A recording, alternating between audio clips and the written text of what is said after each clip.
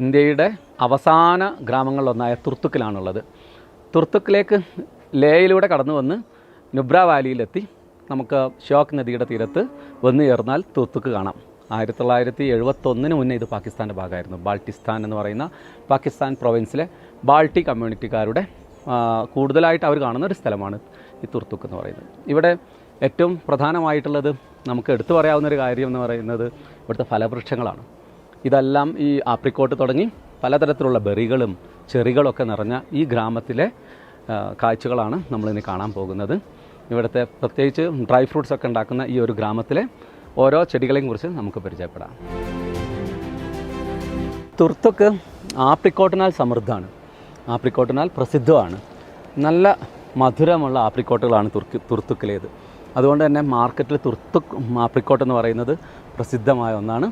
നമുക്ക് ഈ ഒരു വാലി മൊത്തം ആപ്രിക്കോട്ടിൻ്റെ തോട്ടമാണ്. ആപ്രിക്കോട്ട് കഴിഞ്ഞാൽ തുർത്തുക്കിൽ കൂടുതൽ കാണുന്ന ഒന്നാണ് വാൾനട്ട്. വാൾനട്ട് നമുക്ക് ഡ്രൈ ഫ്രൂട്ടിലെ ഒരു പ്രധാനപ്പെട്ട ഫ്രൂട്ടാണ്. ഇത് ഈ ഒരു മരത്തിന് നല്ല ലീഫ്, സാധാരണ രീതിയിൽ ഡെസേർട്ടിൽ വീതിയുള്ള ഇലകൾ ഉണ്ടാവില്ല, പക്ഷേ വീതി കൂടിയ ഇലകൾ കാണുന്ന ഒരു ചെടി ഇത് മാത്രമാണ് ഇവിടെ.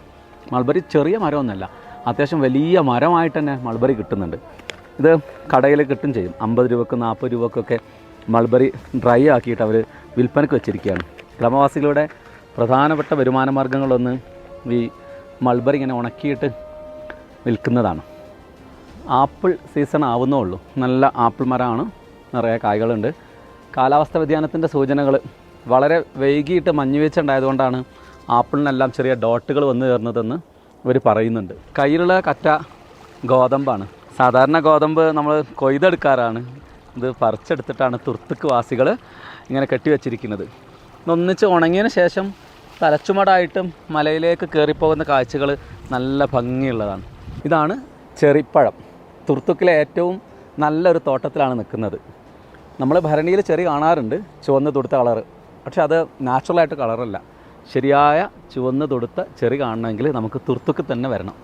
കുഞ്ഞൻ മരങ്ങളിൽ നിറയെ കായ്കളാണ്. തുർത്തുക്കിലെ ഫലങ്ങളെക്കുറിച്ച് അതോടൊപ്പം തന്നെ കൃഷിയെക്കുറിച്ചുമാണ് സംസാരിച്ചത്. ധാരാളമായിട്ട് മനുഷ്യരെ കാണുന്ന, സഞ്ചാരികളെ കാണുന്ന ഒരിടമാണ് തുർത്തുക്ക്. നിങ്ങൾക്ക് ഇന്ത്യ കാണണമെന്ന് ആഗ്രഹമുണ്ടെങ്കിൽ തുർത്തുക്കിലേക്ക് വരാം.